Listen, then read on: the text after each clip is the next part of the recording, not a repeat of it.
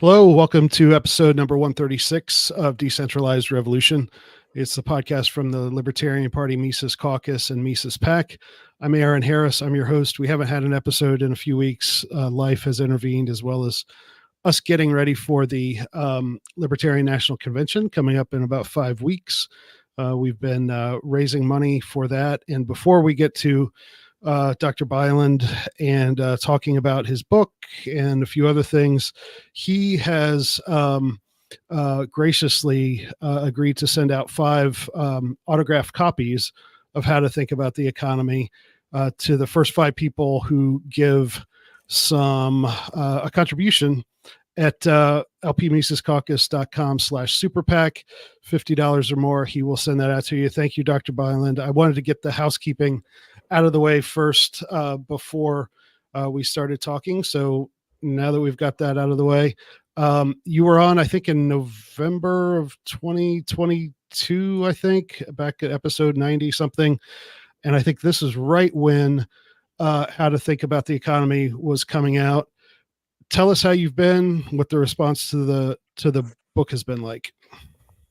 Well, the response has been awesome. I couldn't have expected this response, really. I mean, I figured out that there was a gap in the market, so to speak. That there was not a single book that covered what I cover in this book, and that does it in this way. So, I think I told you back then in 2022 that the whole point was to write a sort of an economics in one lesson, but not make it just one lesson, but make it sort of an overview of the whole economic system and how to do economics, and do it in about half as long book as economics in one lesson. And of course, make it both cheap enough, but I have nothing to do with that, of course, and also easy enough to read and understand so that you can give it to your grandma or whoever. So you should be able to just hand it out, and people should be able to read it and understand it. And it shouldn't take more than a few hours of your time. Yeah. And I mean, go ahead.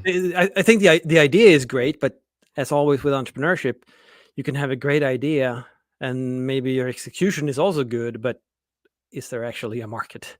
Yeah. Who knows?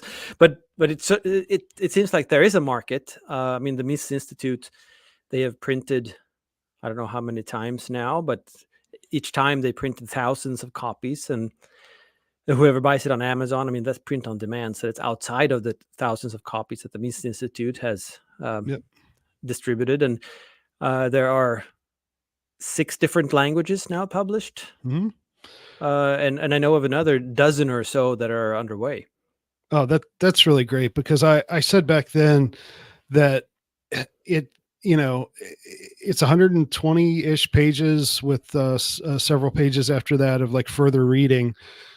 So it is really a perfect thing to give out to people, like certainly to a normal person who, like, there's a lot of people asking us libertarians and Austrian inclined economist people these days, okay, well, what's going on with inflation?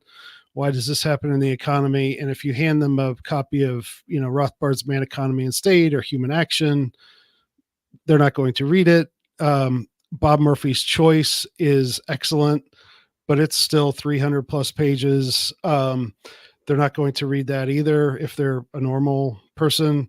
And I'm like a minority. Like I never really like giving out economics in one lesson, because some of the examples are kind of dated, and all the lessons in there are great. But again, to a newbie, like I was like, when your book came along, I'm like, this is the thing I've been looking for. And it's so concise, but covers everything.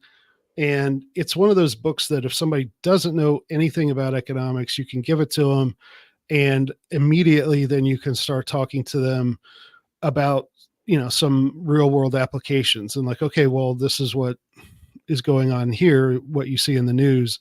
Now people have a way to think about it that is contrary to what, all the mainstream reporting on things is from a Keynesian or whatever perspective. And so it's flawed there's no foundation to what people are hearing. And this is the first step in sort of laying that foundation. So I think you really did execute what you set out to do. Well, thank you. I mean, it certainly seems like people like it. And I I mean, when you say it's 120 pages, I think it is 121 or something like that. Mhm. But it's not really that long because I mean, first of Right. all, it's small, Yeah, it's little. and then if you look at the pages, there's a lot of white space and a Yeah. big font too. So I mean, it's not a lot of words. So Yeah. 120 pages is true, but it's not really that long. Yeah. Yeah, and it is very, simply written, but it's hard to write short as a writer and an editor myself. Like, it is much harder to write short and simple, to write something at, like, a high school level versus a graduate degree level, and to do it, to me, it always takes me more time to write a 300 word email or essay, than it does for me to write a 2,000 word thing, because you have to really focus, and that's what this is. So, and we give them away at. I was telling you right before we came on that we gave away a bunch at the Libertarian Party of Tennessee convention last weekend. The Mises Caucus table. We hand those out, and it's great. So thanks for that. Have you heard from, like, anybody who was one of these people, like, hey, I never read about economics before, but I read your book, and, like, have you any interesting individual responses to it?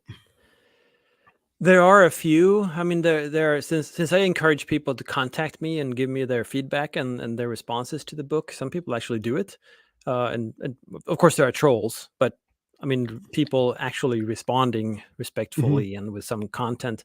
And some of them have actually been new to it, and they've had some questions, and they've it seems like they find the book really enlightening and informative, but to them there was something that they didn't understand quite. And I mean it is an overview of economic theory and how to do theory, right? How Mhm. to reason about the economy. And very often the questions are, well, what about this thing that the Fed chair said this other week or something like that. So those are usually the questions I get. But Yeah. very often they're they're really grateful, and they thought that they learned a lot, but they have a problem sort of applying the ideas. Yeah. Tell us about your academic post right now. And I'm curious as to, by the time students get to you, are they in need of some of a book like this, or are they past that? Because I know I have a political science degree from way back, and I know all the economics we learned was, straight up Keynesian macro, you know, completely, uh, lacking in almost any insight that comes from the Austrian school. So, uh, tell us, what your students, how they grasp these ideas. Yeah, I mean, I'm in a little bit of a special situation since I'm a professor of entrepreneurship, Mhm. and in entrepreneurship, which is sort of it should be something that just sort of makes you think, but economics is worthless knowledge in entrepreneurship. And Mhm. why is that, right? I mean, economics should tell you something about the economy and how the market works and how to, I mean, how to exploit knowledge of the market process and when you start a business, but it doesn't. It just Yeah. shifts curves and does math and stuff like that. Mhm. So I think my entrepreneurship students are really receptive to the ideas in this book and how I explain the economy. But I have a couple of courses that attracts a lot of econ majors too, Mhm. and their response is typically because I tease them a little bit, and I explain sort of what the demand curve is or something like that just to get everybody on board. But I explain it in my way, so as an Austrian, and talk about people and people's valuations and things like that. And then I say, well, this of course is something that you all learned in economics, right? And Mhm. they just go, no, what are you talking about? We never heard anything like this Mhm. before, right? So um, they're sort of shocked about how I explain things, the concepts that they learned. Now suddenly they get a depth to them, and this is especially obvious in a course I teach that is Austrian economics straight up. So it's not this book, but they read the classics, and of course this book is way too short to have as the only text in a 3 credit course. Right. But usually have a bunch of econ majors in this course on Austrian economics because they're interested or they heard about it or something like that. And they go through the course, and then in the course evaluations, I think the most common comment is, why is this course not required by all econ majors? Mm-hmm. Because it sort of presents the ideas and the logic and the intuition to them in a way that they never heard before. Yeah. If they at all got the intuition. I mean, shifting the curves, you need a really good teacher or professor who can really teach to tell you stories about why the curves shift and things like that. But usually they just show them and say, well, never mind where they come from or what they mean. Just here's the definition, memorize that, and then we shift them back and forth, and we'll see the results. And that's why you get some of my pet peeves, sort of, with I was going to say idiots online, but I think it's people in general, when they make claims such as markets only work under perfect information. Yep. Well, no, that it's exactly the other way around. You don't actually need a market if it's perfect information. The market solves the problem of not knowing and the problem of uncertainty and all this stuff. That's what markets are for. But they get this idea. Maybe I bet there are professors who actually tell them this too, but they get the idea from shifting the curves and doing the math, and then they just sort of fill in the blanks themselves. And the assumption is typically perfect information is a perfectly competitive model and things like that, right? So it makes it easier to shift the curves. And I understand that as a sort of pedagogic tool, but and telling them the logic of it, but you have to also tell them that this is not real. Right. But they think it is real, and that they think that's the only way that markets can work, which is so destructive. Yeah. So why is it destructive to ignore, the human action axiom and all the stuff that flows from it? Well, the thing is, I think if we take a step back in more general terms, economics education today is really telling people that, look, the economy can be centrally planned. Yep. And this is how to do it. I mean, that's what any economics course will tell you if you just think about it just for 5 seconds. Because they tell you, oh, there's this point here that's where the market is efficient. That's where the economy is efficient. And almost always they talk about market failures and how the market can't get there and how can we save the market from itself. And then, of course, you have the Keynesians in macro courses talking about how, oh, look at that, animal spirits, and the market just causes these periods of crises when the government has to step in and save it from itself. So the government can save the market from itself and also has to be there to make it more efficient, because otherwise you have all these inefficiencies and these sort of use of resources that are not actually contributing value and things like that. So just taking economics courses, if you just take it at face value, what it is, it might be unproductive only. But I would say typically it is destructive, because if you think about it and you apply those ideas, then you will see all these inefficiencies all over the place. And then the obvious response to seeing all these inefficiencies is, well, we know the solution. That's how I can see the inefficiencies. Why doesn't someone do something about it? And that someone is always the government. Yeah. Yeah.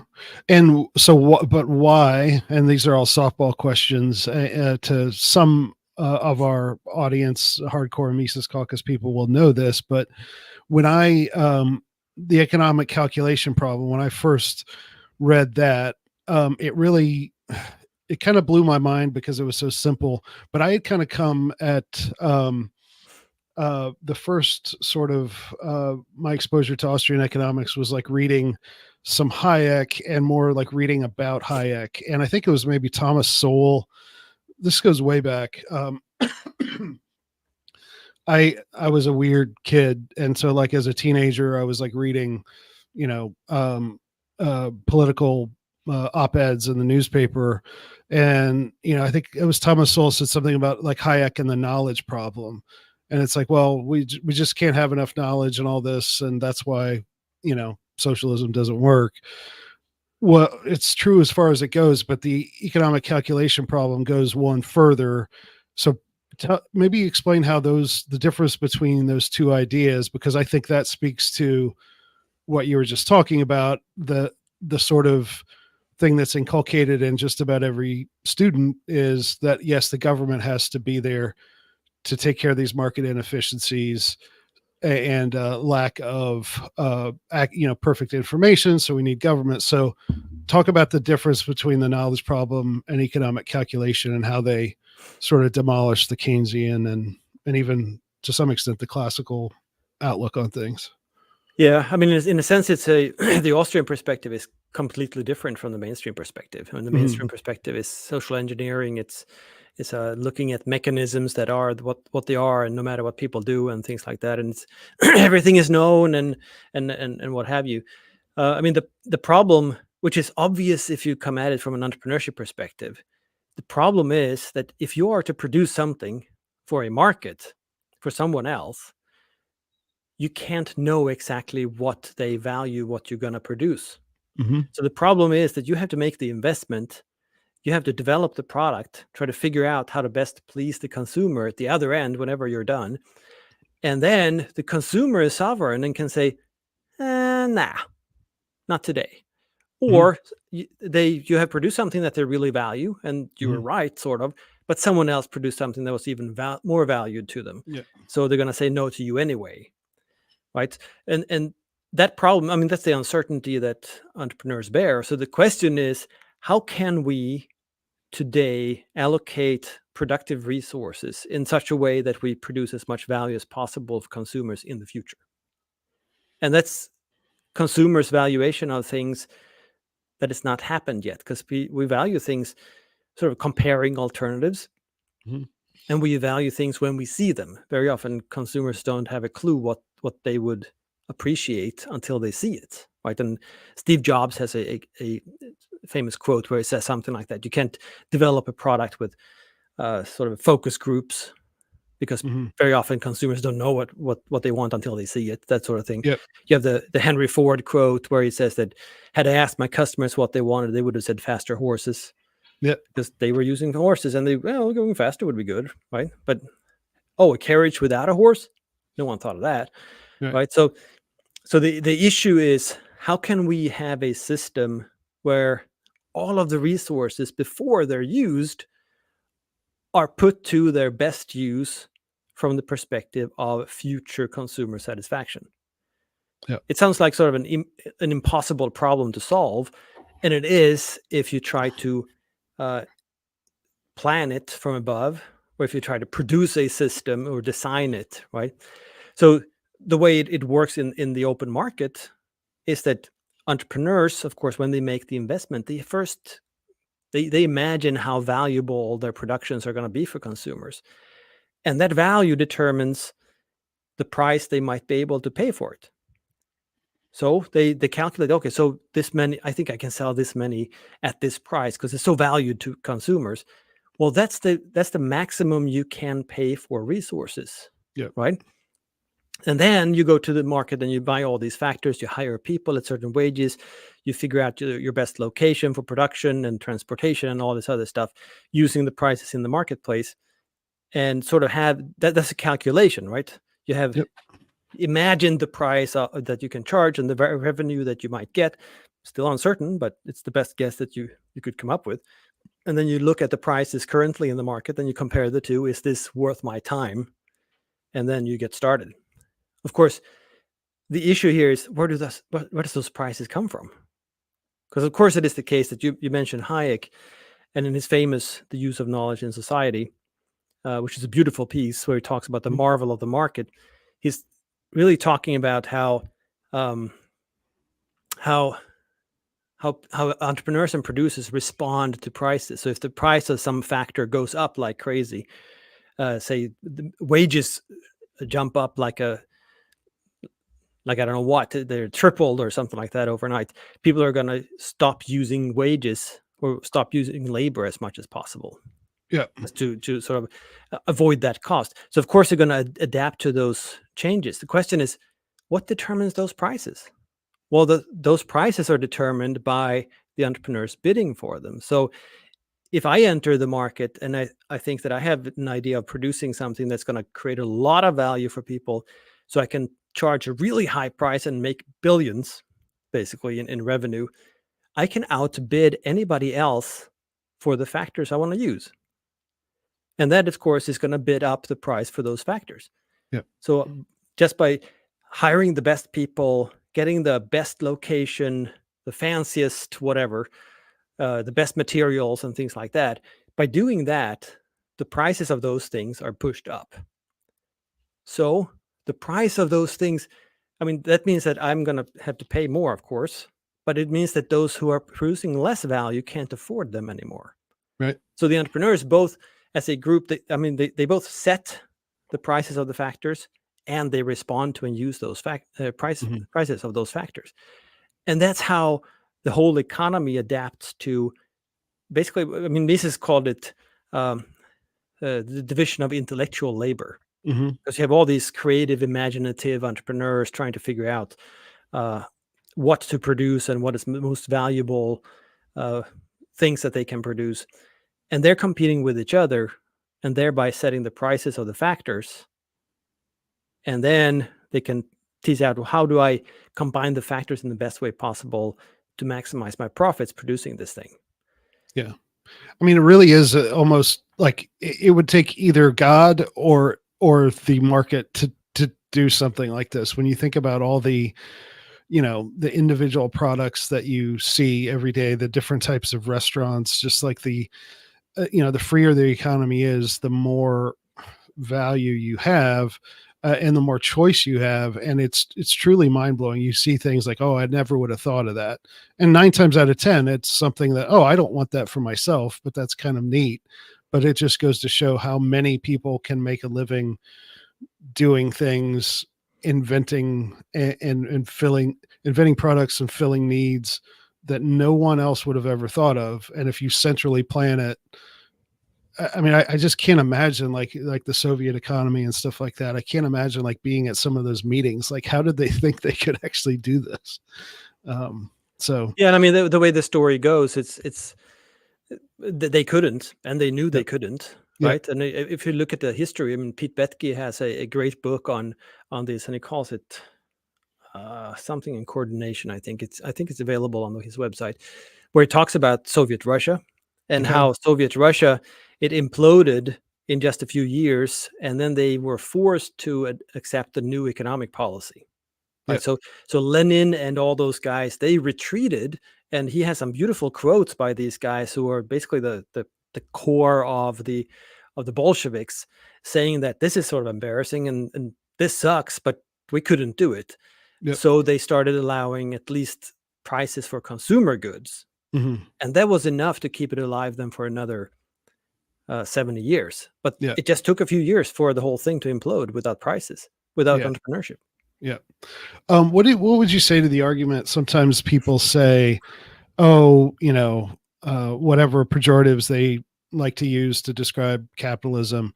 Oh, capitalism is so this or that. It produces so many wasteful things. Like, there are things that are brought to market and they're popular for a little while. Then you have, warehouses full of computers that are outdated or T-shirts that nobody wants. And how do you and then they go on to say, well, because resources are scarce, so we can't have this, we can't have the market producing stuff that is trivial or that nobody wants.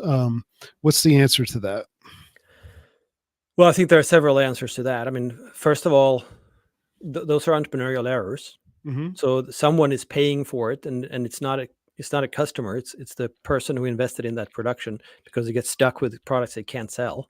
So there's nothing different between that and producing something that never takes off at all, Mm-hmm. right? And it's necessary for those to fail as soon as possible. I think another answer is that, well, and this is part of why I hate the term capitalism, because it means so many Yep. different things for different people. Yep. But the reason that we have such enormous economies of scale and people produce in such enormous quantities is that producing at enormous quantities is subsidized by the state. Yep. And it's not just the American state, but the Chinese state, and because transportation is super cheap on the oceans, and and labor is really expensive domestically, and all these things, they all play into, let's put production at this one factory really far away instead. And it's cheaper if we produce 3 trillion copies of this thing, even if we can only sell 100 million, Mhm. because economies of scale. Yep. Well, those are not natural economies of scale. Those are subsidized economies of scale. So I think we would see in a free market, as opposed to capitalism, we would see a lot more local production. Yep. We would see a lot more variety in products. We wouldn't see this enormous quantities being produced, because technology, of course, including production technology, is optimized to where production is. When an example of this that I've used sometimes is, people say, like, the speed limit on highways, which of course is different, but say it's about 65 or something like that, and it just so happens that engines are pretty darn efficient at 65 miles an hour. Mhm. Well, it's not the case that the speed limit is set to where they are most efficient. It's because the speed limit is 65 that they develop engines that are really efficient at 65, Mhm. right? And the same thing with production, because the system is such currently, with subsidies and everything like that, that producing a lot would give you the upper hand, and that's how you keep prices down and costs down and things like that. The production technologies have been developed for enormous quantities, Yeah. which of course means that lower quantities are more expensive per item than they otherwise would be, because those technologies have not been developed. Yeah. I always think about like the U.S. car market, and my dad was in the 60s, he drag raced like early 50s Studebakers, and like cars used to have so much more personality. And now you go out and you look, and just about most car companies, like one class of car among all different companies, it basically kind of looks the same. And I always think that, hey, without the government doing the emission standards, the subsidies for EV and all that stuff, and and having the economy in such a way that these these huge companies, we only have a few of them, we get that. But in a truly free market, I think you would see 100 different car companies and like boutique things, and much more. I think you would see much more beautiful buildings and cars and all of that stuff, if it weren't sort of the quasi socialist, quasi capitalist hybrid that the US economy kind of is, with the Federal Reserve and all that. So I Yeah. think about this all the time, and I think I'm right. Yeah, no, I totally agree with you. And I mean, the safety standards are probably the Yeah. biggest culprit here, right? Because safety is not really it's not defined as what are the odds that you can survive a crash, uh, and be unscathed, but instead it's about how exactly are you protecting people, Yeah. right? Which means, well, if they all have to do it the same way, you can't really make cars look different ways. Yeah. And you also cannot try something different, right? It's impossible, because if you don't reach the safety standards, you can't really sell the car. Yeah. So you're already locked into this really tiny box. So when you're developing a new model of car, then you can't do a whole lot. That's why they all look the same, and you have these different classes, like you mentioned, like mid-sized SUV and large SUV, and so forth. And they're basically, well, they're pretty much exactly the same. The Yeah. only thing that differs is the logo, Yeah. and other than that, it's same size, same everything. And there's really no reason why they must look exactly the same, other than the Right. regulations, of course. It's not like Right. I think consumers want it. right. Yeah. I think I've heard that it's sometimes the interplay between the emissions, the fleet emissions regulations, and the safety regulations that are kind of pushing from either side. Because like I think that like the safer the like you could use building materials that are heavier to get better safety, but because if you make them heavier, your emissions ratings go down. And so that's why, and in some cases it may have led to good things like airbags or whatever, but in a free market, we would have all kinds of different approaches. And if I wanted a car like I do, if I was allowed to buy the car I wanted, I wouldn't care as much about emissions. um, and I want something that looks nice and is fun to drive, but my choices are severely limited because of that. So um, let's talk just a little bit. Oh, we got a question from a viewer here. Can you see that on your screen? I If you can, yeah. can, I'll read it out loud for people who are only listening. The question is, how do we answer the criticism that the free market is a barbaric survival of the fittest? What examples do we point out in today's society to the charitable and social nature of the market, where it is working with little or no government intervention? So there's the argument, hey, we don't want the free market because it's survival of the fittest, and people will get left behind. Yeah, what's funny about that is that those people claiming that as an argument against the market are also the ones who hate businesses. Mm-hmm. And this is the survival of the fittest business, Yep. right? So they don't want to weed out the businesses that they also don't. I mean, it doesn't make any sense at all. And in a free market, I mean, we need to remember that what businesses do and how businesses make money is by serving consumers better than other businesses. Yep.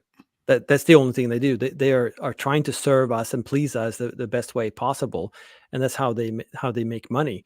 I mean, one way uh, of discussing with a lefty is to ask them, where does profit come from? How do you create profit? Well, it's not that, well, I'm going to pay my workers less than everybody else. Because how do you start a business if you say, hey, come work for me? I'm going to pay you less than anybody else. Mm-hmm. No one is going to work for you, right? So how do you start a business and generate profit? Well, the only way is to be able to charge a higher price than anybody else, but no one is going to buy your products for the higher price unless your products are much, much better than everybody else's. So Yep. the only way of getting a profit is to use the resources and in a good way and produce as much value as possible for consumers. So the better you serve consumers, the more the chances that you can actually make a profit. Yep. The same people who make that argument we discussed earlier about, oh, capitalism it's wasteful because it produces so much stuff that people don't buy, are the same people that will use the survival of the fittest argument. But as you pointed out, in a completely free market, if you make a style of shoe that nobody wants, you go out of business very quickly if you make a lot of stuff that nobody will buy. And so it's a constantly self-correcting thing, because unless you have a printing press to keep printing money to make up for your mistakes, you have to bear the cost of it. So um, let's talk about inflation again, maybe from the perspective of someone who doesn't really understand it.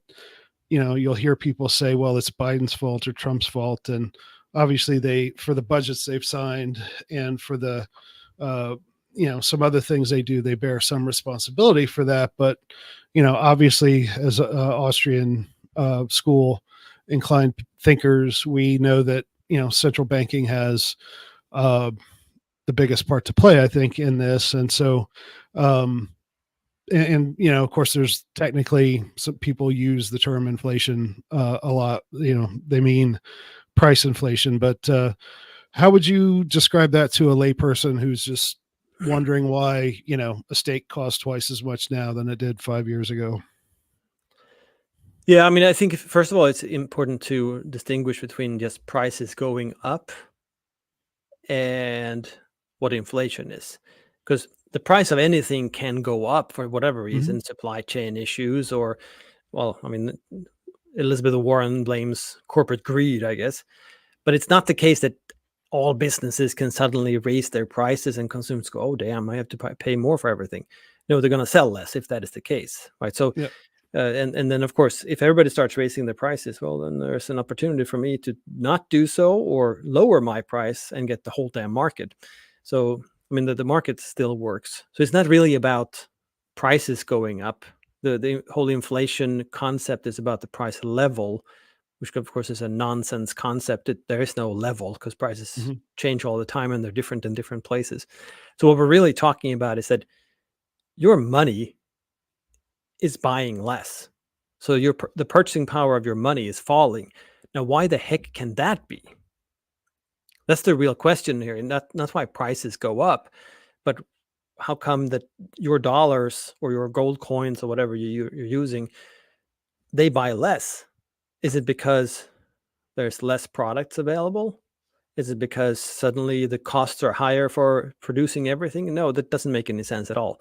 That's hardly ever the case. What it is that the number of dollars has gone up. Yeah. So inflation. I mean, it's this is part of the why economics education is so damn confusing nowadays. That they changed the terms. So inflation used to be that the money supply was expanded. So banks or the government or whoever created a bunch of money and started spending them in the economy. And that was inflation. The prices were being pushed up because there was suddenly more money around, and everybody else, what the hell is this? Because that, of course, affects prices because there are more dollars competing for the existing goods already. You don't get automatically more goods just because you print dollars. Yeah. And then, of course, you can't really measure that, and there's no one-to-one relationship between the number of dollars and the prices of steak or whatever. So in order to become more scientific, quote unquote, um, they started using instead the outcome. So they're measuring the prices all the time and saying, "Oh, look at this! Prices overall went up by this and that much," by looking at a basket of goods and all this nonsense. Um, and because the measure now is that, well, prices go up, not that we printed a bunch of dollars, you can also blame anybody else. So it's Yep. not. I mean, politicians, and they do. They can easily blame someone else for it because they haven't caused any prices. They don't affect any prices. I mean, assuming they don't have actual regulations in place, which of course they do. But they can say, well, look at this. All the grocery stores and the grocery chains, they raised prices by 30%. This is usury Mhm. or whatever. Well, why did they raise the prices? Is it just because they're greedy? Of course, the politicians will tell you so. But no, it's because prices went up of the factors that they're buying. The cost of running a business went up, and it doesn't have to go up first. But if they see that, whoops, look at this, my cost is going to go up, they will start raising prices if they can. I mean, Yeah. consumers will still have to accept it because otherwise they will go somewhere else. But if they see that I will have to replace the goods that I'm selling, I can't afford to replace those goods and have goods on the shelves unless I start charging more for the goods already. Right. Yeah. So they're adjusting to the situation that they imagine or that they try to sort of forecast. So it's not. It looks to someone like Elizabeth Warren that, like, oh, look at that, all the grocers suddenly were super greedy. They weren't a week ago, but this week they're super greedy, so they just started raising prices. No, because this week they had more information that made them believe that the cost of buying those goods uh, is going to go up, or maybe someone had advertised that that they will raise prices. Well, then they will have to start raising prices to replace the goods that they're selling. Yeah.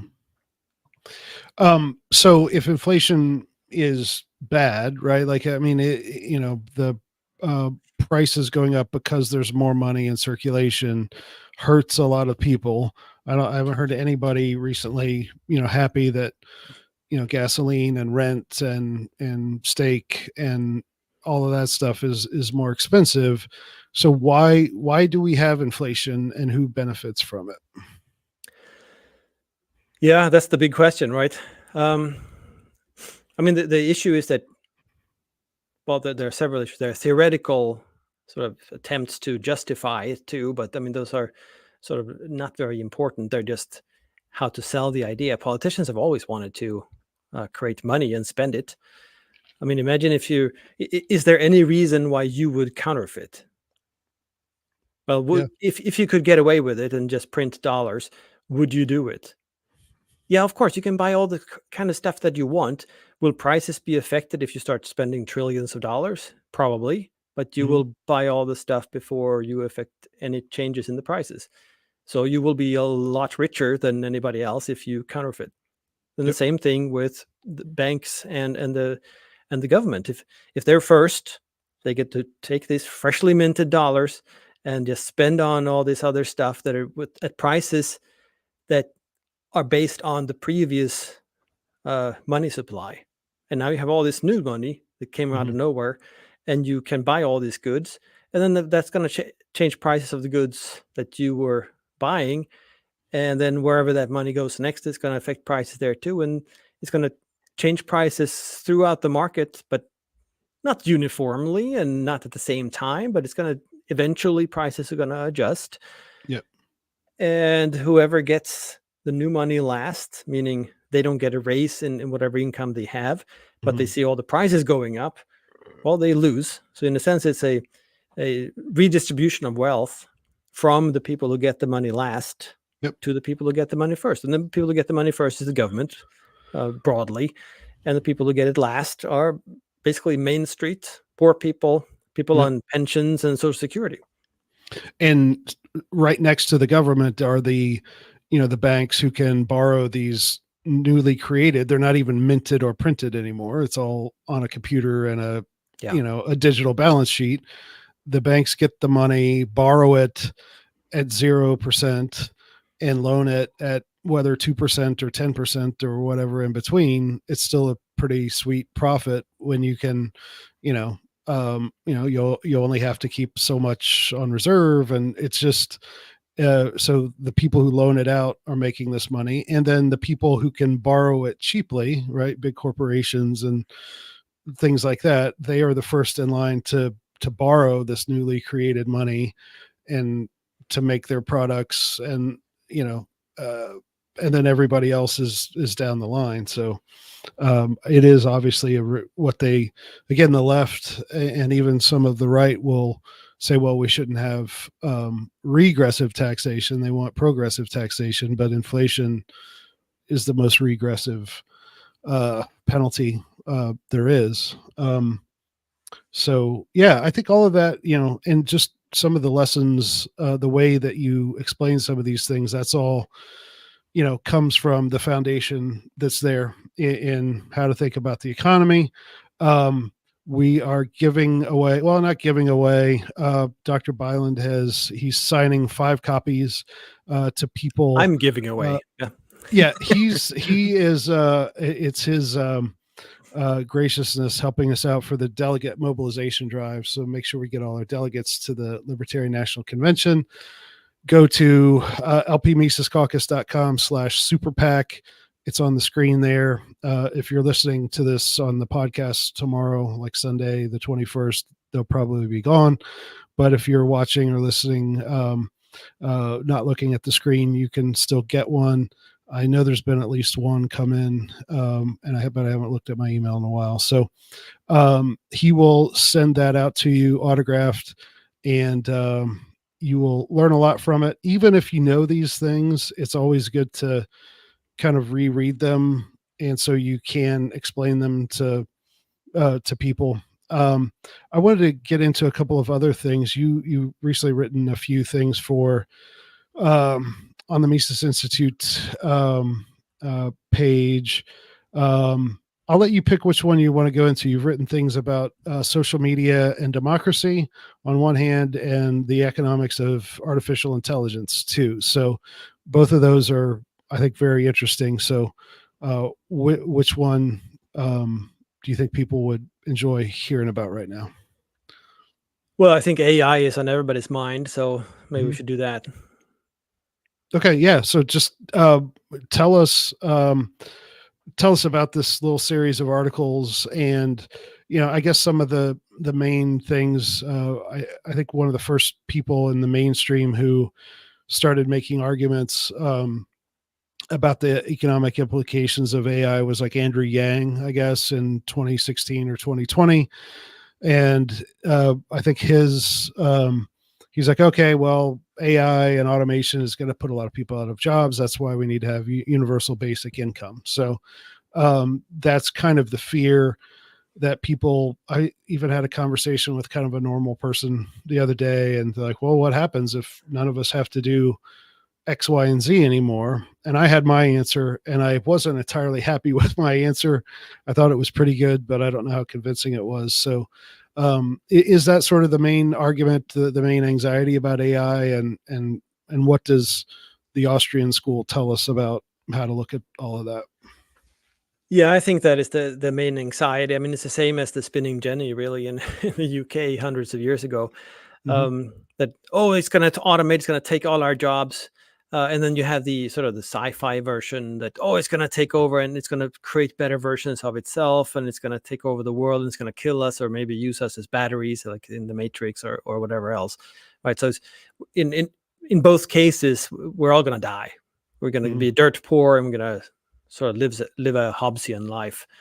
That's why I wrote the series, and it's 3 short articles. The first one is talking about the technology, what it actually is, because usually when we talk about AI, we think of like the Terminator movies, or we Hmm. think of HAL in Space Odyssey, and things like that. Yep. And then we talk really about sentient beings, sentient and intelligence is in the computer or in a network or something like that. But that's not really what we have. It's not even close. Yeah. So I mean, in the first article, I talk about the technology, and that it's really a step away from intelligence Hmm. in what we have created, because these what we're talking about is really chatbots, in the sense that they can produce speech, and they can do other things too. But what they do is they have been taught by basically learning or reading through a bunch of material, and then they can mimic the same things again. So ChatGPT, the greatness of ChatGPT is that it sounds like it's a person's writing it. So you're chatting with someone that seems like a person, simply because what it does is it has already learned everything on the internet pretty much, and it can figure out quickly how a human would respond to a certain prompt. So it can generate text based off of how humans typically generate text. Well, that's not really super intelligent. There's like no substance to it, no content. Hmm. Um, yeah, it can produce new rap songs or whatever else, right? The lyrics for rap songs, but that's because it has already read a bunch of rap songs. It can figure out that, well, if you ask it to write a rap lyrics on whatever topic, it can sort of mimic how rap songs have been written before, but using this new topic. So Yeah. in that sense, it's like less intelligent than what we would expect from anything intelligent in a sense, because it's just backward looking. It's not actually doing anything. And I think it's, in terms of the technology, it's it's very difficult to create something that is creative in the sense that humans are creative, Hmm.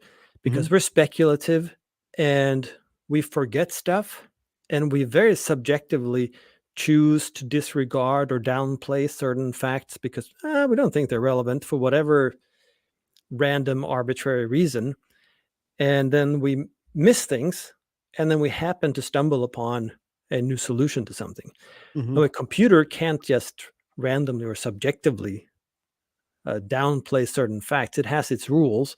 It follows those rules.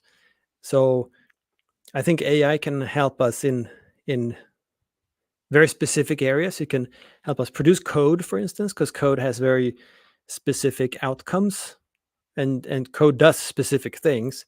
It can help us edit texts based off of what people have written before and things like that.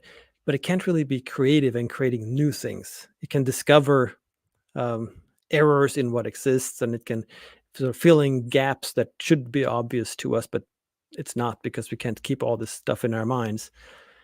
So I mean, the technology is so far from Terminator that it's ridiculous just to even talk about it, really. Yeah. I mean, from an Austrian perspective, AI is just like any technology. It's productive capital. It's nothing else. Mhm. So I mean, it has to be just like any capital. It has to be put to valuable use, or it's not valuable. So sure, it doesn't take a whole lot of cost to generate a new text or whatever, but it doesn't today either, really. Um, so much of this is already automated. You don't have a whole lot of journalists in a newspaper anymore, because what they do is just take whatever the AP or Reuters are pushing out, and they're changing a few things just to make it fit, and then they publish that, right? So you don't have a whole lot of people that doing actual journalism or reporting. Yeah. And of course, an AI can do that, but we've already gotten rid of most people in newspapers, so it's not going to cause all that much unemployment. But of course, it's going to cause some unemployment, which means that we can have creative, intelligent people do completely different things than these pretty dull Yeah. tasks that people are doing today. I mean, Yeah. it's basically it's the same thing as when we created machines to replace people's muscles. Now we created AI to replace people's ability to write things and edit things Yeah. and things like that. Yeah, imagine saying, "Oh no, I'm worried about the tractor and the combine," right? Because where are all the farm workers going to get a paycheck? Well, obviously, the fact that food can be produced a lot more cheaply and abundantly, then those people can now move on to doing other things, like, to be a craftsman, to build a nice table or something like that. 200 years ago, somebody who would have been, plowing a field with an ox and his own two hands, can now do something else. And so it's kind of the same thing. I mean, it's scary for the people who are in that, the buggy whip and all of that sort of thing. Those people who made carriages and things, obviously some of them probably had a hard time of it, but overall it's freeing us up to not have to do to drudgery and things like that. So Yeah, I mean, yeah. and the real problem here is that this wouldn't be all that big of a deal if we had very low barriers to entry, so that people could Mhm. take their chances and start businesses and hire people and try out whatever the heck they think might be valuable. Because then we get plenty of new jobs right away, plenty of new businesses, goods and services, and all this other stuff. And we could just forget about uh, editing of articles and books, and let AI do that sort of thing, and let people sit in their basements and chat with AI if they want to do. But instead, we have this hyper regulated economy where the barriers to entry are so high that it's so costly to try your luck, basically, in Mhm. serving consumers. So we're going to see unemployment, and we're going to see long term unemployment, because no one can start these businesses. And I'm not saying that, oh, had there been a free market, all those editors in the New York Times, and copywriters would start businesses in something completely different.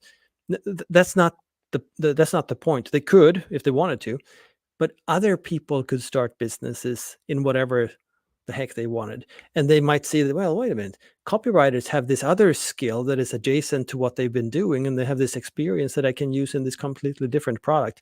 So I can hire them now because they're available, and I can start this business and try that out. But they can't, because it's regulated and it requires licensing, and of course it requires all kinds of fees and reporting and all this other stuff. So it's so expensive, and it's so difficult and cumbersome that Yeah.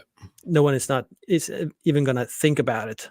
So the whole economy is sort of static, um, to a degree that it shouldn't be nearly this static. It should be really dynamic and just take advantage of this, all these resources that are released by this invention. Yeah. um uh how much more time do you have? Can you go another 10 minutes or so? I can do 10 minutes, sure.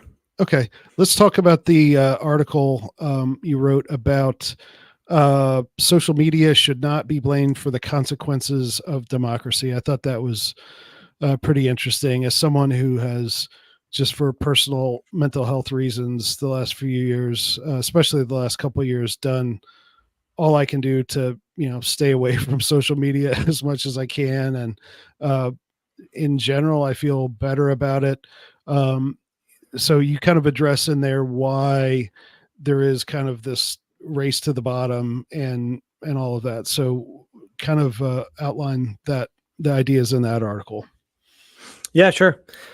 So, I mean, the reason I wrote it was that people tend to. I mean, we always look for the really simple solutions and easy answers to everything, I guess. Hmm. But in this case, since people are so nasty on social media, and they are. I mean, I get my fair share of that.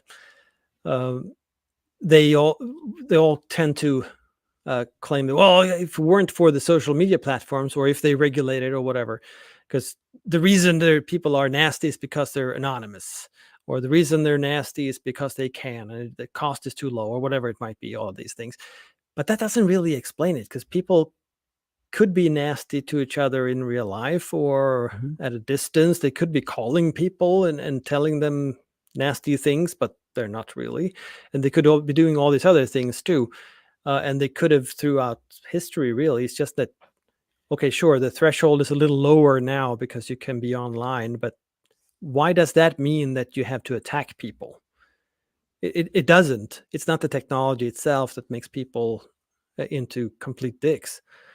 That's not it. So what I argue in the article is that because of our sort of hyper democratization of society, and because we've been taught in public school too that everybody's opinion counts and everybody's opinion is equally worth, Hmm. and of course you have this nonsense that everybody should vote, Hmm. and it doesn't matter if you don't know shit about what you're voting for.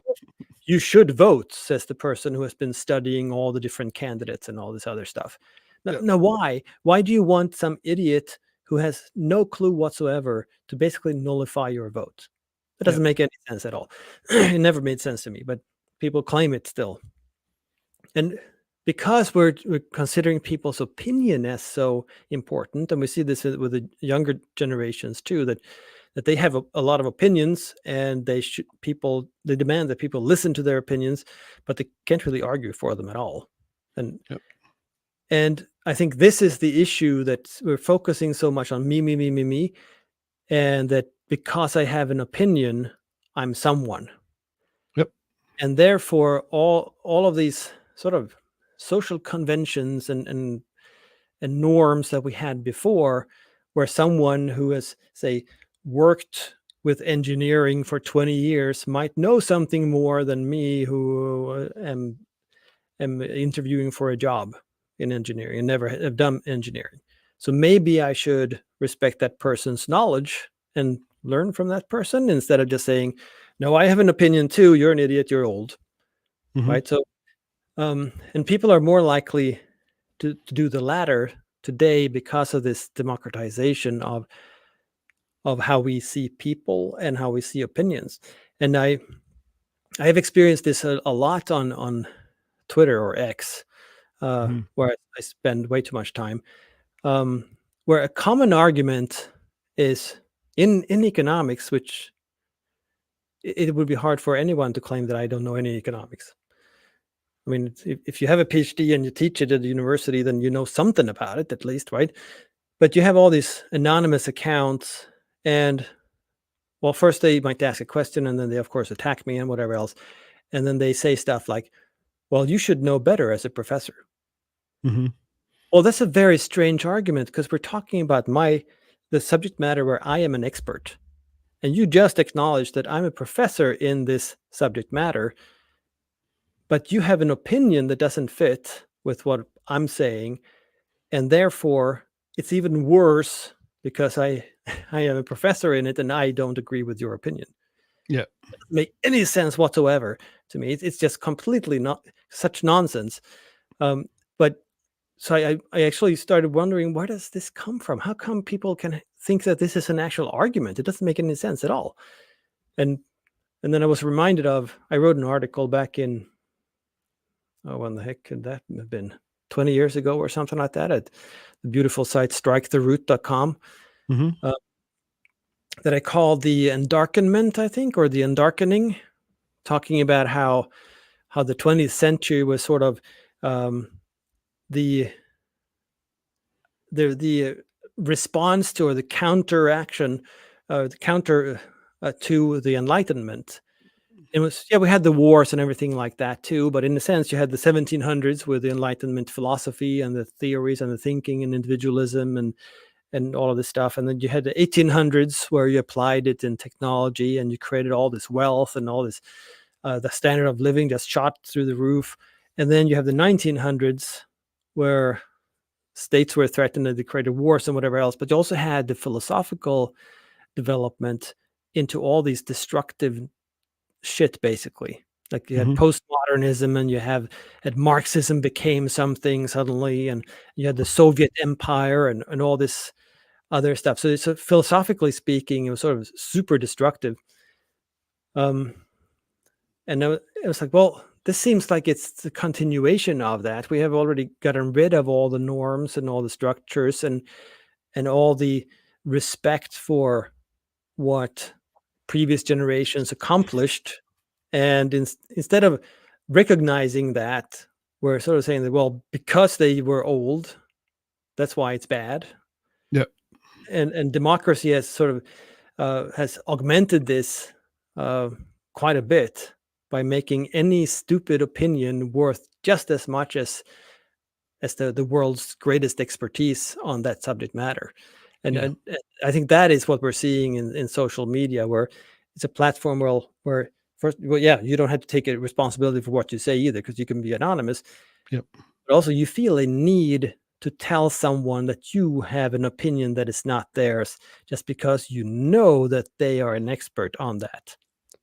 Right. And it is kind of strange because you also have the phenomenon of people who, because the internet, you can easily find, anybody can find any sort of source to back up what they think. And so people will, if you say something that is thought out, well reasoned, and they don't agree, they'll just read it quickly, grab a New York Times article or something else and just throw that on there. So you see, oh, the someone who's more expert than you, right?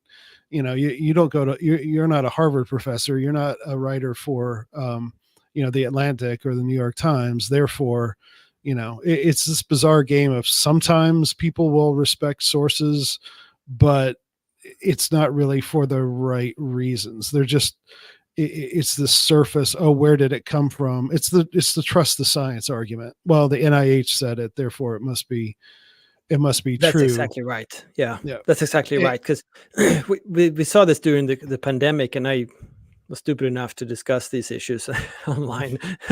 But I mean, there's so much emotion involved. But I don't know how many people told me that they had read the literature. mhm. Well, Yeah. I mean, just by saying that you have read the literature tells me that you have no freaking clue what you're talking about. Because there Right. are thousands and thousands of articles on this stuff, and yeah, many of them are going to be wrong. But Yeah. if you have spent years reading all these different articles, you have a pretty good idea of what is a good scientific article and what is a bad one, and what should you trust and what should you not trust. And there's no one in science who's going to say that he or she has read the literature, because there's no such thing. There's like a stream of research reports and papers. Yep. Let's one more time hold up the books that you have there. Um, Again, Per Bylund, he will send you an autographed copy of How to Think About the Economy if you're one of the first 5 people to send $50 to the Mises Caucus Delegate Mobilization Fund, getting our delegates to hotels so they can, vote against the left libertarians and all kinds of other people who don't really like liberty, but are they want their club back. So go to lpmisescaucus.com/super PAC. $50 or more will get you that. We've got some other premiums coming up later in the week to be determined. But again, I really appreciate. I loved having you on several months ago, and this was really enlightening again. So I know we've had at least 3 things come in, so there may be only a couple of copies of the autographed copies of the book left. So you better go there now. So, is there anything else that you're working on that you'd like to point people toward as we say goodbye? There are plenty of things I'm working on, but I mean, I'm trying to. Of course, if your listeners are not already following me on X, they should do that. That's Okay. number one. Yeah. And other Let than me. that, just I will put your handle in there while you continue to talk. I will mhm. put your handle on the screen. Yeah. Other than that, I mean, I'm working on a couple of books at the moment. When exactly they're going to be published, I don't know, but they will be. And then, of course, I write a little now and then for Mises.org, other sites when they ask and they convince me to write for them, then I Yeah. write Yeah. for them too. Tell us one of the books that you're working on. What might be most interesting to our audience? Okay, well, I'll tell you two then, because Okay. they're both. Um, 'Cause there are more, but but these are the two I'm working on at the moment. And one is on entrepreneurship. Um, it's for the evolutionary economics book series. So it's like a short textbook sort of thing, but I think that would be of interest to a lot of libertarians in general, because I'm going to address how entrepreneurship really moves the world, at least in the economy. Hmm. The other one is a sort of an abridged version of human action. So Okay. one thing that has bothered me for quite some time is that people try to read human action, but they can't get through it really. It's because it's way too long, and I think Paul Krugman, the great economist, or at least the blogger, The great, um, yeah, yeah, he economists. Yeah. mentioned. Yeah, he mentioned at some point that he had tried to read human action, but he stopped reading it because there was no economics in it. Hmm. And it's true because the first 150 pages or whatever, it's philosophy and philosophy of science, sort of praxeology and that sort of thing, right? Yeah. But I always thought that was sort of a shame that Hmm. an economist picking up human action is going to be super confused and go like, well, I thought this was economics. What the heck is this? So I'm putting together a shorter version. It's going to be at maximum a third the length of human action. It's going to be Mises' own words. I'm just going to cut out what is not directly economics. Okay. So all other commentary is going to be gone. I mean, the point is just to have. Well, I mean, the working title is "The Economics of Human Action." Okay. Uh, so everything else is going to be gone from it, and it's going to be sort of an entry point, and then whoever is interested in reading the whole thing should, of course, do that. But Yeah. Yeah, that's great. Well, I appreciate your time, your generosity with just your time tonight and sending out those books. Pear Bylund on Twitter. And then, as you see one last time, lpmisescaucus.com/super PAC, $50 will get you an autographed copy of How to Think About the Economy.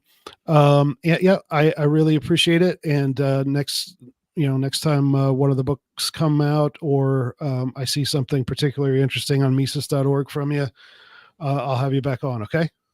yeah, absolutely, sounds good. Thanks for having me. Okay. Yeah. Thank you. Bye bye. Bye.